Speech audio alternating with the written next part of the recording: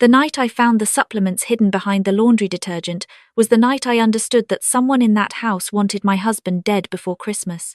They were not vitamins. I knew that the moment I read the label.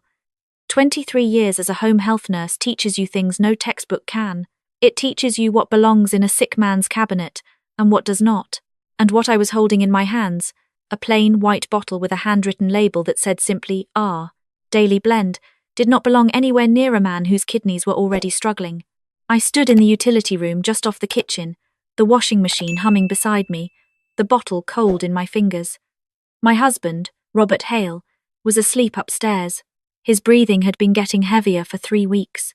The doctors kept saying it was the progression, natural, expected, nothing to be done. But I had watched enough patients decline in my career to know the difference between a body slowing down on its own terms and a body being pushed. This felt like pushing. I put the bottle back exactly where I found it, took a photograph with my phone, turned off the utility room light, and walked back to the kitchen like nothing had happened, because that was the only safe thing to do. Let me tell you how I ended up in that house in the first place. My name is Maggie Calloway. Everyone calls me Maggie. I am 63 years old.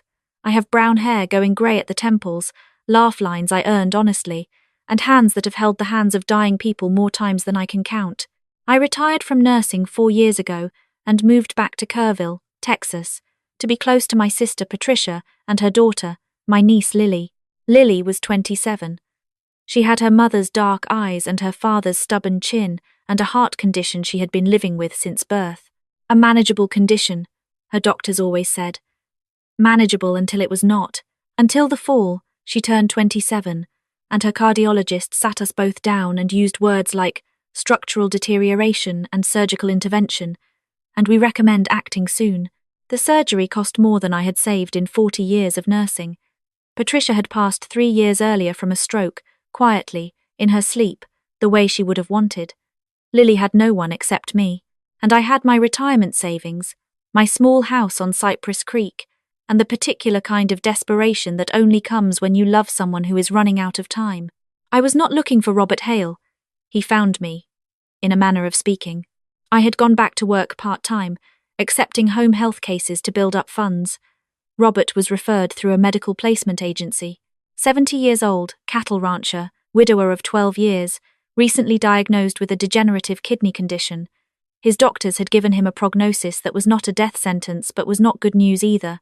He needed daily monitoring, medication management, and someone with medical training present in the house.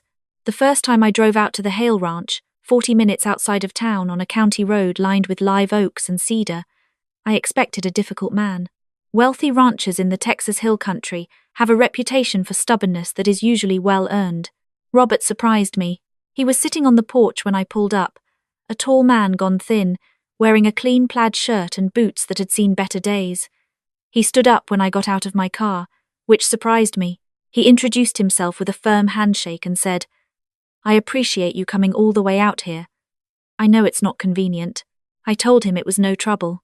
He said, "I also know I'm not the easiest patient. My last 2 nurses quit. I want to be honest about that up front."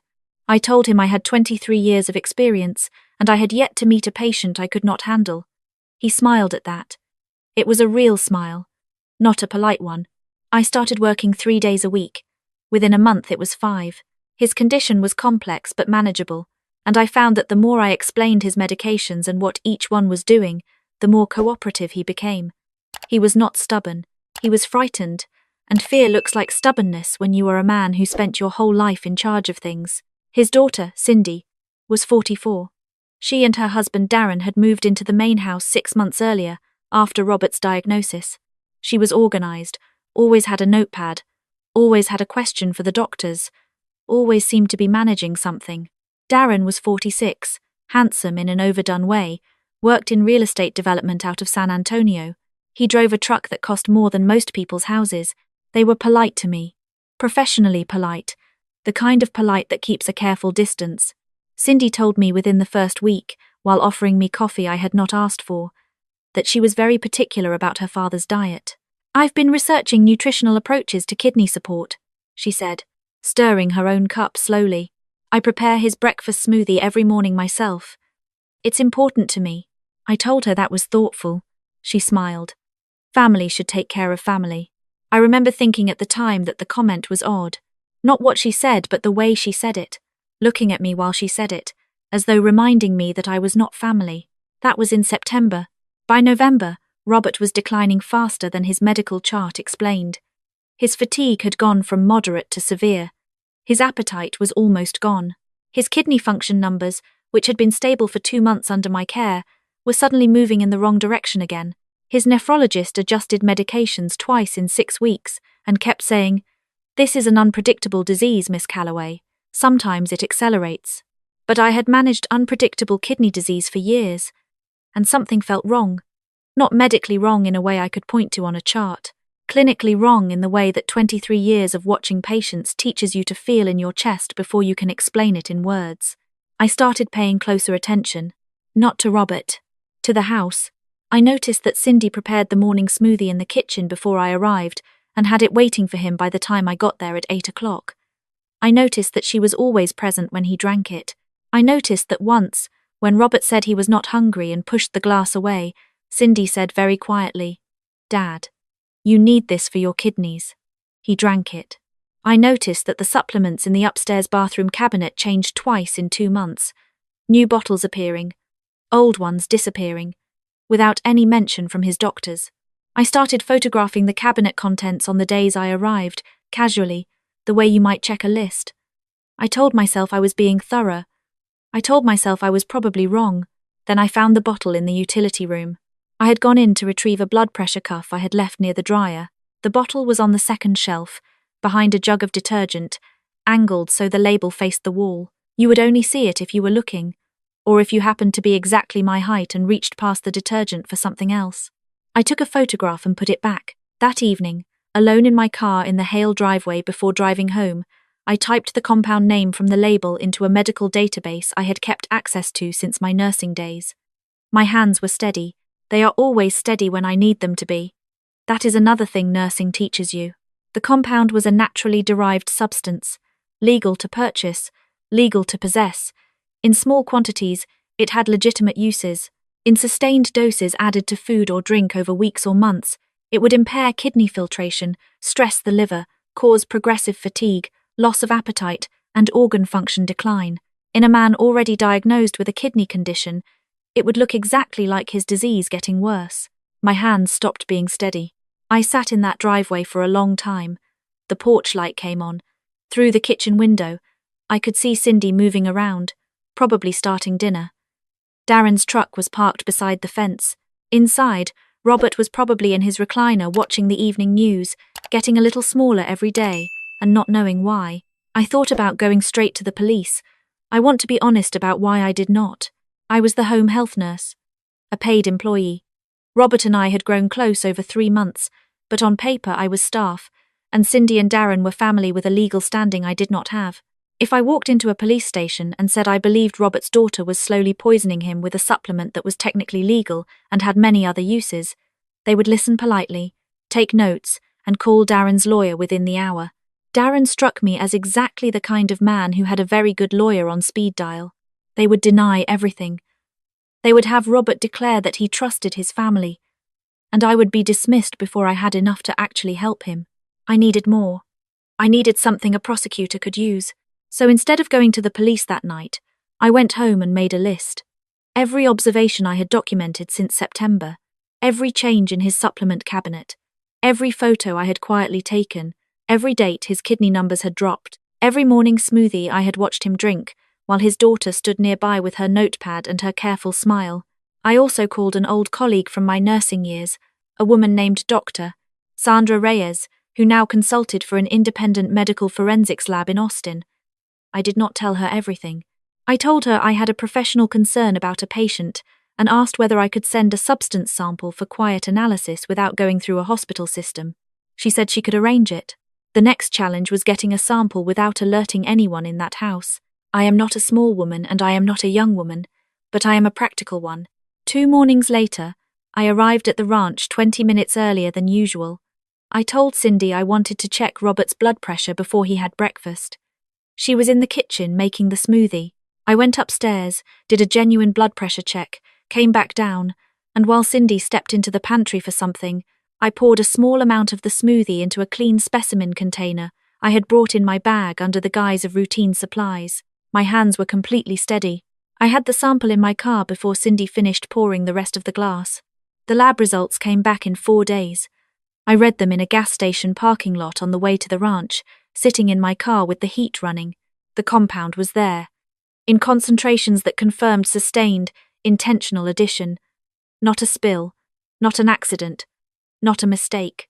Someone had been adding it consistently to something he consumed regularly, in doses calibrated to cause gradual harm rather than anything dramatic enough to raise an immediate alarm.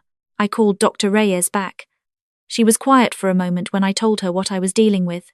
"Maggie," she said carefully, "you need to take this to the right people, not just the police. You need someone who can move fast and protect your patient at the same time." I told her I agreed. And I told her I also needed one more thing first. Before I went to any authority, I needed to speak to Robert alone. Not to tell him everything. He was not strong enough for everything, not yet. But I needed to ask him one question that had been sitting in the back of my mind for weeks. That afternoon, while Cindy drove into town for groceries, I sat with Robert in the living room. The ranch spread out through the window behind him, winter-brown pasture all the way to the cedar ridge. He looked tired but awake. I said, "Robert, I want to ask you something, and I need you to think carefully before you answer. Has anyone asked you recently to update your estate documents?" He looked at me with those steady grey eyes of his for a long moment. "Darren mentioned it twice in October," he said. "Said it was practical. Said if my condition keeps getting worse, I should have things settled." "And have you?" He shook his head slowly. I told him I wasn't ready. "I've been meaning to call Harris." Harris Bowen was his attorney, the same man who had handled his estate for over 20 years. "When did you last speak to Harris?" Robert frowned. "Been a while. A few months. Cindy usually handles the calls for me now. She said she'd set something up," I asked very quietly. "Did she ever set it up?" He thought about it. His frown deepened. "No," he said. "Come to think of it, she didn't." I held his gaze.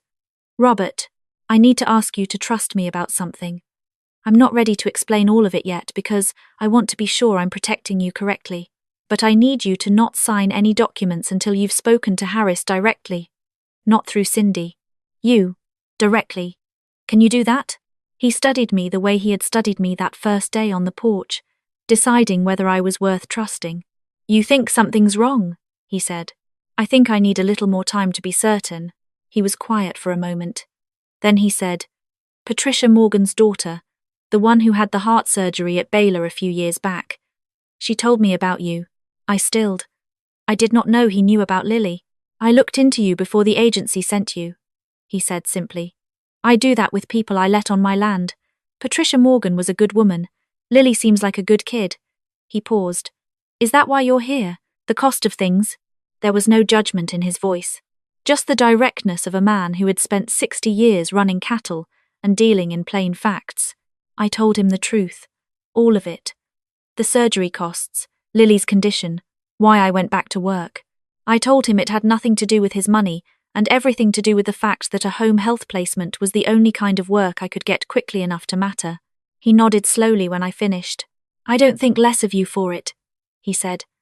"I think more of you for not lying about it." 2 days later, something shifted in that house. I was in the kitchen reviewing his morning medications when I heard Darren on the phone in the hallway. He was not arguing, he was negotiating, and the words I caught clearly were "before the end of the year" and "clean title transfer," and "the sooner the better." He did not know I was there. When he walked into the kitchen and saw me, his expression changed for just a second. Just a flicker. Then the easy smile came back. "Morning, Maggie. Getting an early start?" "Just reviewing his schedule," I said pleasantly. He poured himself coffee, leaned against the counter in that casual way he had, the way of a man who was accustomed to being the most comfortable person in any room. "Robert, have a good night?" he asked. "He rested well." Darren nodded. "Good. He's been so tired lately. It worries all of us." He paused. "Cindy especially. She puts so much into his care. The smoothie, the supplements. She researches everything. She's very devoted," I said. He looked at me. "We just want what's best for him." I know it can seem like a lot, all the changes to his routine, but family has to step up when it's needed. He said the word family, the same way Cindy had said it that first morning, like a door being closed politely in my face. I smiled and said nothing. That afternoon I did two things. First, I called Harris Bowen's office directly, using the number from a document Robert had given me access to for insurance purposes months earlier. I told his assistant that I was Robert Hale's home health nurse, and that Mr. Hale had asked me to request an urgent in-person meeting, that he wanted to speak to Harris without routing the call through the household. The assistant sounded surprised but professional. She said she would reach Harris directly and get back to me. Second, I drove to the county sheriff's department. I did not go to report a crime. Not yet. I went to ask an investigator a professional question, the way a nurse might ask a detective about the process for reporting suspected medical abuse in an elderly patient. I brought my lab results. I brought my photograph log. I brought my notes. The investigator, a woman named Deputy Reyes, no relation to Sandra, listened carefully for 45 minutes without interrupting me once. When I finished, she asked me 3 questions. Whether Robert was cognitively competent to participate in an investigation, whether I had any recording of conversations that demonstrated intent, and whether I was prepared to provide a formal statement. I told her yes to all 3. She said, "This is enough to open an inquiry, but what you brought today, combined with a statement from the victim himself, is what turns an inquiry into charges." I told her I understood. She said, "Miss Calloway, you did the right thing by documenting before coming here. A lot of people don't do that." I told her 23 years of nursing teaches you to document everything. I drove back to the ranch feeling something I had not felt in weeks. Not relief. Relief was too far away yet. But clarity. The kind of clarity that comes when you stop being afraid and start being useful. Harris Bowen arrived at the ranch 4 days later. He came on a Tuesday morning, before Darren was back from San Antonio, while Cindy was at the salon in town. I had told Robert the morning before, quietly, that his attorney would be coming and to let me handle the door. When Cindy's car disappeared down the county road, I called Harris and told him the window was open. He was a compact, deliberate man of about 65, the kind of attorney who had been dealing in ranch law and estate matters long enough that nothing surprised him.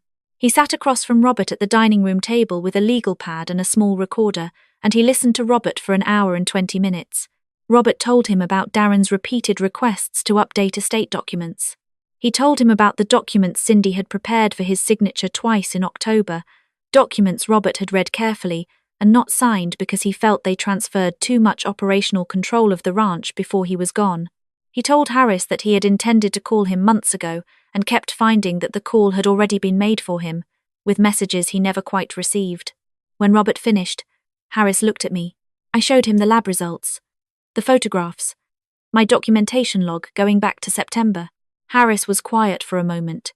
Then he said to Robert, "I'm going to need to contact the county DA's office today, and I'm going to recommend you authorize a formal medical evaluation conducted by a physician outside the network your daughter has been using."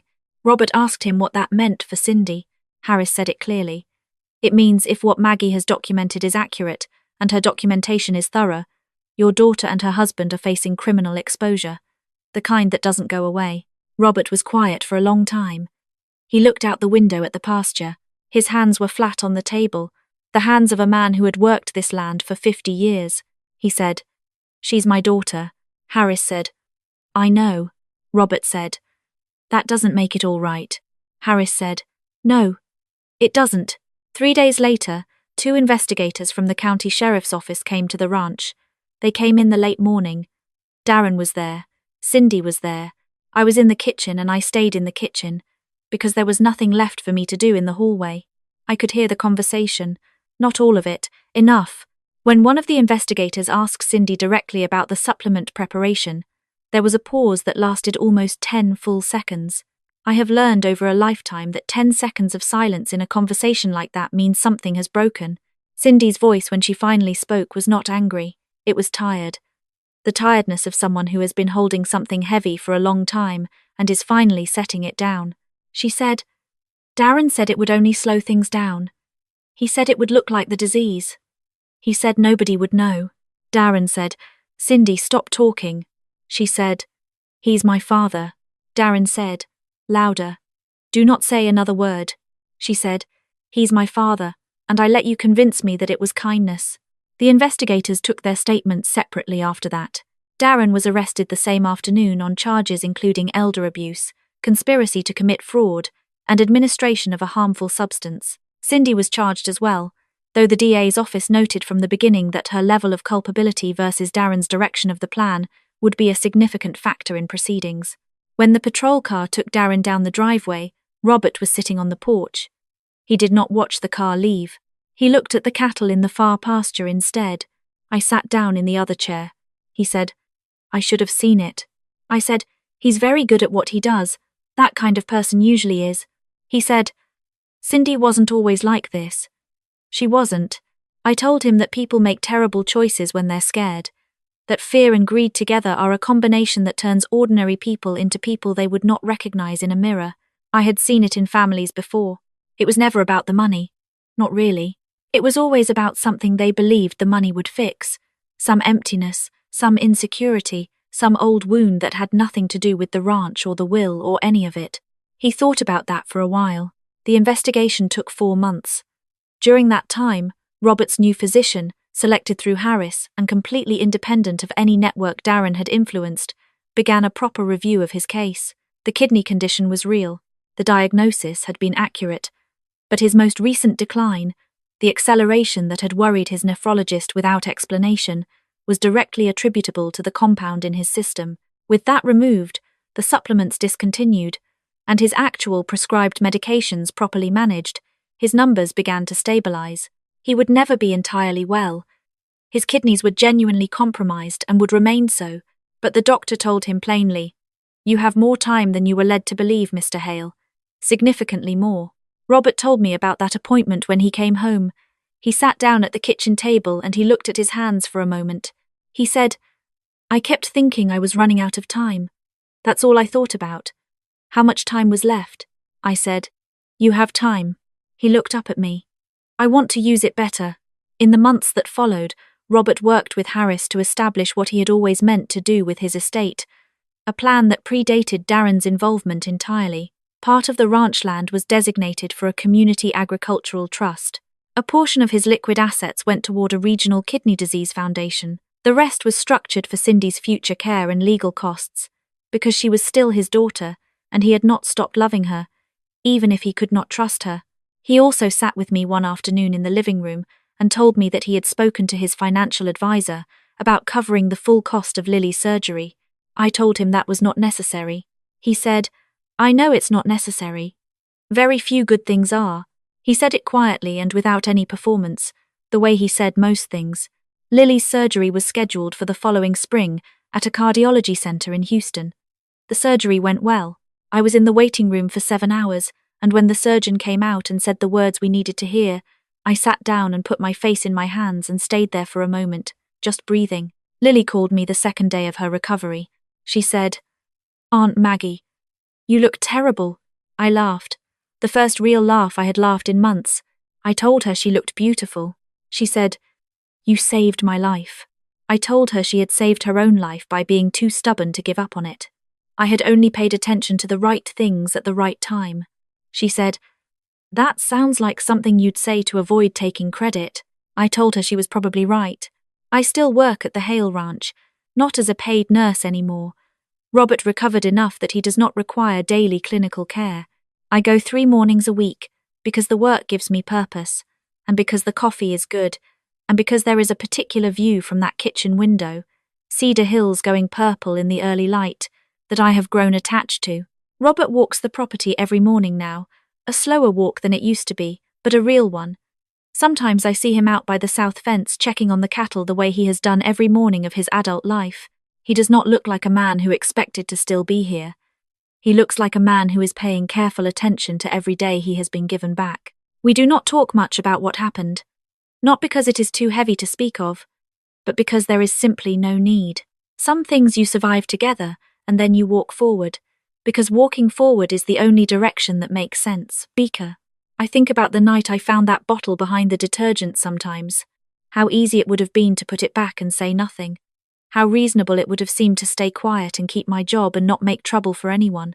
I think about how silence would have felt and what it would have cost. I have held the hands of people at the end of their lives. I have sat in rooms where the light changed and something went quiet that had been present a moment before. I know what it looks like when time is actually running out versus when someone is stealing it.